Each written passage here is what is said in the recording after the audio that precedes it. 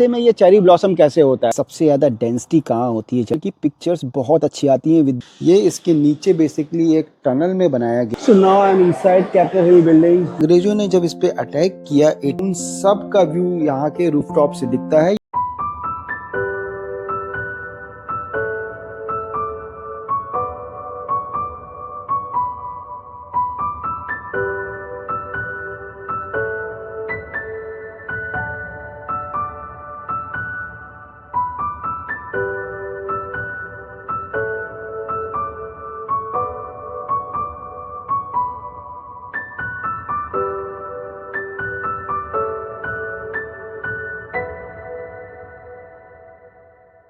Hello everyone, एक और travel blog में आप सबका स्वागत है। आज मैं आया हूँ वाशिंगटन डीसी में। एज यू कैन सी मेरे पीछे कैपिटल हिल की बिल्डिंग है। इस एपिसोड में मैं बात करने वाला हूँ वाशिंगटन डीसी के सेवरल टूरिस्ट स्पॉट्स के बारे में। हम लोग जब भी वाशिंगटन डीसी सुनते हैं तो जैसे अपने इंडिया में दिल्ली है, तो दिल्ली का नाम आते ही कैपिटल, लाल किला, 26 जनवरी, इंडिया गेट और सारे जितने भी हिस्टोरिक मॉन्यूमेंट दिमाग में आते हैं। ऐसे ही यूएसए का जो वाशिंगटन डीसी है, वो everyone knows Washington DC is the capital of USA. And यहाँ पे क्या है कि since this is the capital, तो पूरा जो गवर्नमेंट का सेंटर है वो यहीं पे है। और मेरे पीछे जो देख रहे हैं कैपिटल हिल, यहीं से पूरा जो अपने इंडिया में पार्लियामेंट होती है, वैसे ये कैपिटल हिल यहाँ की पार्लियामेंट वी कैन से। तो इस एपिसोड में मैं बात करूंगा कौन कौन से डिफरेंट टूरिस्ट प्लेसेस हैं वाशिंगटन डीसी में घूमने की। और स्पेशली मैं आया हूँ स्प्रिंग टाइम में, तो स्प्रिंग में वाशिंगटन डीसी पॉपुलर है अपने स्प्रिंग फेस्टिवल के लिए, चेरी ब्लॉसम्स के लिए। तो will show you cherry blossoms कहाँ देखने हैं और कौन कौन से चेरी ब्लॉसम्स, किस डिफरेंट प्लेसेस क्या क्या हैं, कहाँ पे हम लोग चेरी ब्लॉसम देख सकते हैं और कौन सा बेस्ट टाइम होता है। Will talk about all those things and then I will go to Capitol Hill. इसके अंदर जाएंगे, इसके बाहर का एरिया का टूर लेंगे।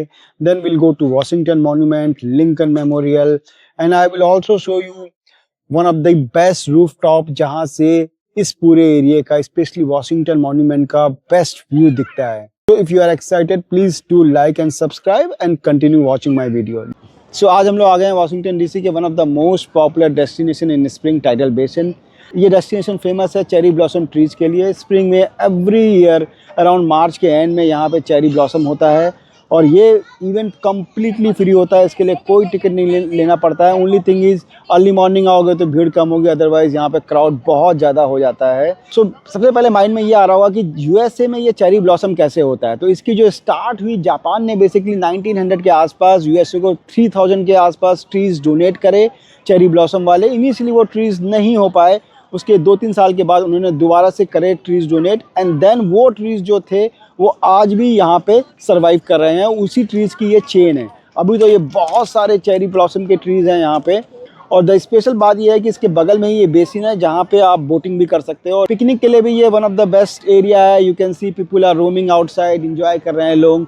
वेदर भी अच्छा हो जाता है towards the March and. Initially पहले टाइम में क्या होता था कि ये जो स्प्रिंग ब्लॉसम होता था मिड ऑफ अप्रैल होता था, but because of global warming अब ये मार्च के 3rd वीक में होने लग गया है। And then scientist are talking कि नेक्स्ट 10 ईयर में ये मार्च मिड में आ जाएगा और बाकी अगले 50 साल में ये towards the 1st week of March move कर जाएगा। तो अब हम लोग आगे मूव करते हैं। Then I will show you more and will talk more about this area. Washington DC के मेजर टूरिस्ट अट्रैक्शन है वो सारे इसी के आसपास ही हैं। Everything is walking distance. Only problem यहाँ पे क्या है कि बिकॉज सब लोग अपनी गाड़ी से आते हैं तो पार्किंग बहुत मेजर प्रॉब्लम है। तो best way to come here is just Uber book कर लो। आसपास जहाँ भी होटल से हो तो वहाँ से गाड़ी लेके मत आओ, अपना गाड़ी लेके मत आओ, उबर ले लो और उबर से आराम से, बहुत ज़्यादा उबर यहाँ पे कोई एक्सपेंसिव भी नहीं है, तो you can easily come here. And weather बहुत अच्छा है। Let's see, now we are planning to go for boating. हम लोग को बोटिंग के लिए स्लॉट मिल गया है। एक लाइन लगी हुई है, अराउंड 10 मिनट की लाइन है, बट हम लोग बोटिंग कर सकते हैं। बोटिंग का रेंट की अगर मैं बात करूँ तो बोटिंग का जो रेंट है वो अराउंड $40 है, वीकेंड है, अदरवाइज $38 होता है वीकडे पे। फाइनली हम लोग को बोट मिल गई है और हम लोग टाइडल बेसिन में बोटिंग स्टार्ट कर दी है। यू कैन सी। सो अगर चेरी ब्लॉसम को यहाँ पे एंजॉय करना है, सबसे बेस्ट पार्ट है बोट ले लो। 1 घंटे के लिए बोट राइड है और पूरा एरिया आराम से बोट से देख सकते हैं। आज यहाँ वीकेंड है तो यू कैन सी सारे जितने भी पॉसिबल कार्टून कैरेक्टर्स हैं वो सारे यहाँ पे आए हुए हैं। बच्चे सारे पिक्चर्स क्लिक करा रहे हैं। अगर मैं बात करूँ कि सबसे ज़्यादा डेंसिटी कहाँ होती है चेरी ब्लॉसम ट्रीज़ की, तो ओवरऑल एरिया तो 3.5 किलोमीटर का है। ये पूरा पूरा लूप है, 3.5 किलोमीटर का एरिया में वॉक कर सकते हो। लेकिन सबसे ज़्यादा जो ट्रीज़ की डेंसिटी होती है ये मार्टिन लूथर किंग का मेमोरियल बना हुआ है टाइडल बेसिन में। उसके जस्ट राइट हैंड साइड में ये एरिया है जहाँ पे सबसे ज़्यादा ट्रीज़ की डेंसिटी है। इसके अंदर काफ़ी भीड़ होती है, लोग अंदर पिकनिक कर रहे होते हैं, पिक्चर्स क्लिक कर रहे होते हैं, तो जस्ट बी केयरफुल। इसी एरिया के बगल में है वॉशिंगटन मेमोरियल, जिसको कि जॉर्ज वॉशिंगटन की मेमोरी में बनाया गया। And then the next one you are seeing is Jefferson Memorial, जिसको कि प्रेसिडेंट जेफरसन की मेमोरी में बनाया गया। सबसे पहले यहाँ पे प्रेसिडेंट रोजवेल्ट की मेमोरियल बनाने का प्लान था, लेकिन बाद में वो बन नहीं पाया। एंड रोजवेल्ट के भी आइडल थे जेफरसन, तो बाद में जेफरसन का ही मेमोरियल बनाया गया है। सामने जेफरसन की जो अंदर दिख रही है प्रतिमा, वो वाइट हाउस की तरफ देखती हुए बनाई गई है। तो ऐसा मानना है कि वो वाइट हाउस को देख रही है, ब्लेसिंग्स दे रही है। तो काफ़ी अच्छा एरिया है। Right now I am let me show you from the outside. तो ये बाहर से जो व्यू है, यहाँ ये एक पर्टिकुलर पॉइंट है जहाँ से इस जेफरसन मेमोरियल की पिक्चर्स बहुत अच्छी आती हैं, with these trees in the foreground and Jefferson memorial in the background. Washington DC का डोमेस्टिक एयरपोर्ट इस लोकेशन से जस्ट पास में ही है, तो इसलिए काफ़ी सारे यहाँ पे प्लेन्स दिखेंगे। अगर उसको कंबाइन करोगे पिक्चर में तो बहुत अच्छी पिक्चर आती है। लाइक आई वाज टेलिंग कि बोटिंग करने से फ़ायदा क्या है कि सारे मेमोरियल एक डिस्टेंस से बीच में सेंटर पॉइंट से दिखते हैं। अगर जैसे जेफरसन मेमोरियल के बिल्कुल पास में होगे तो इतनी अच्छी पिक्चर नहीं आएगी। अगर बोटिंग कर रहे हैं तो एक डिस्टेंस से पिक्चर्स काफ़ी अच्छी आती हैं।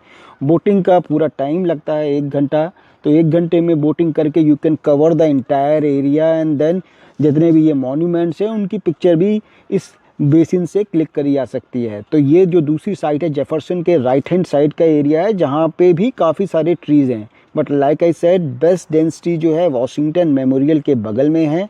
अब हम लोग का बोट टूर ख़त्म होने वाला है। हम लोग अपने इनिशियल पॉइंट पे आ गए हैं। यहाँ से हम लोग जाएंगे कैपिटल हिल बिल्डिंग के लिए। सो इस समय बेसिकली जिस एरिया में वॉक कर रहा हूँ इसको नेशनल मॉल बोलते हैं। अगर जब भी हम लोग मॉल का नाम सुनते हैं तो हमारे माइंड में आता है कि एक बहुत बड़ी सी बिल्डिंग होगी जिसमें कि रिटेल स्टोर होंगे, मूवी हॉल होगा, गेमिंग जोन होगा। बट अगर मॉल शब्द का ओरिजिन की बात करें तो ये ब्रिटिश कल्चर से आया है, जहाँ पे मॉल का मतलब होता था एक ओपन एरिया, ग्रीन एरिया, जहाँ पे लोग मिलेंगे, सोशलाइज करेंगे।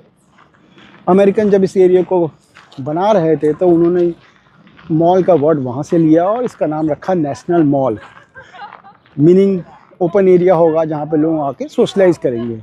अगर हम इसको इंडिया से कंपेयर करें तो जैसे अपने इंडिया में राजपथ है जो कि प्रेसिडेंट हाउस को इंडिया गेट से कनेक्ट करता है, वैसे ही है कैपिटल हिल को कनेक्ट करता है ये पीछे वॉशिंगटन मॉन्यूमेंट और उसके पीछे है लिंकन मेमोरियल से। सो फाइनली हम लोग काफ़ी लंबी वॉक करके 20 मिनट की वॉक करके कैपिटल हिल के पास में आ गए हैं। एंड ये जो स्पॉट है one of the best place है पिक्चर क्लिक करने के लिए फॉर अ एंगल।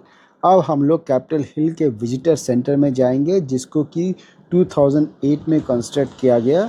ये इसके नीचे बेसिकली एक टनल में बनाया गया है, तो उसके लिए जाने का रास्ता इसके लेफ्ट हैंड साइड से घूम करके जाना पड़ता है और नीचे है। So now I'm inside Capitol Hill building. You can see there is a long queue.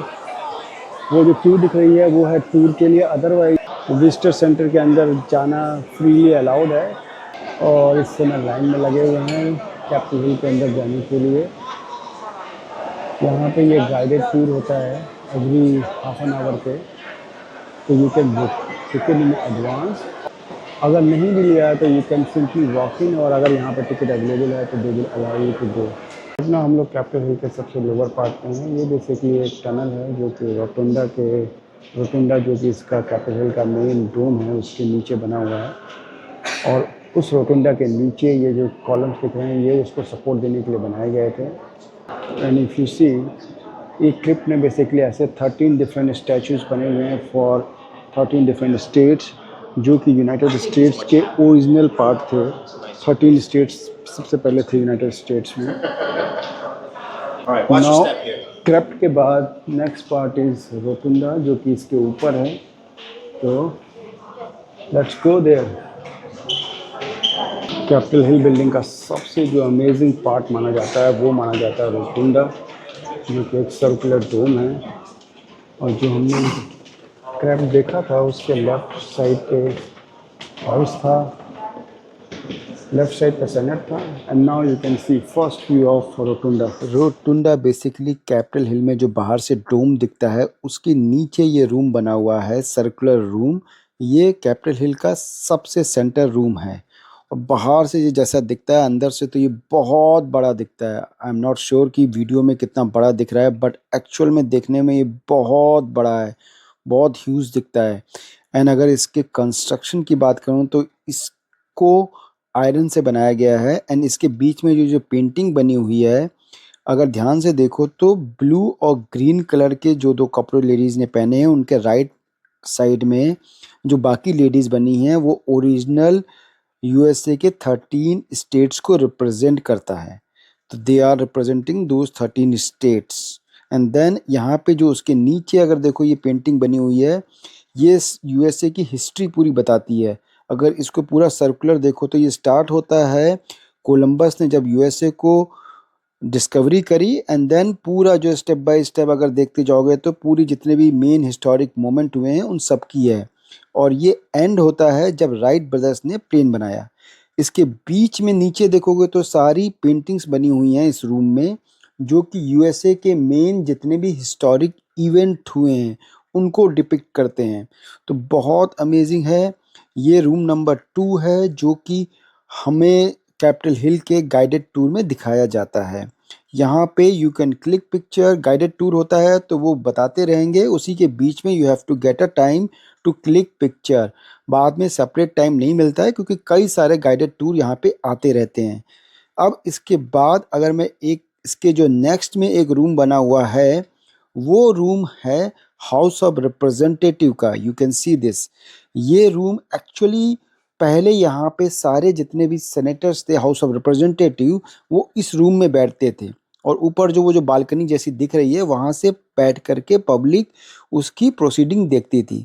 अंग्रेजों ने जब इस पे अटैक किया 1812 में तो सबसे ज़्यादा जो रूम डिस्ट्रॉय हुआ था वो यही पोर्शन डिस्ट्रॉय हुआ था। तो ये रूम काफ़ी डिस्ट्रॉय हो गया था, बाद में इसको रीबिल्ड करके पहला जैसा बनाया गया। लेकिन अब मेन रूम दूसरा रूम यूज़ होता है बिकॉज ये छोटा हो गया टाइम के साथ में। लेकिन अगर इसके ऊपर देखो तो बहुत अमेजिंग इसमें आर्ट है।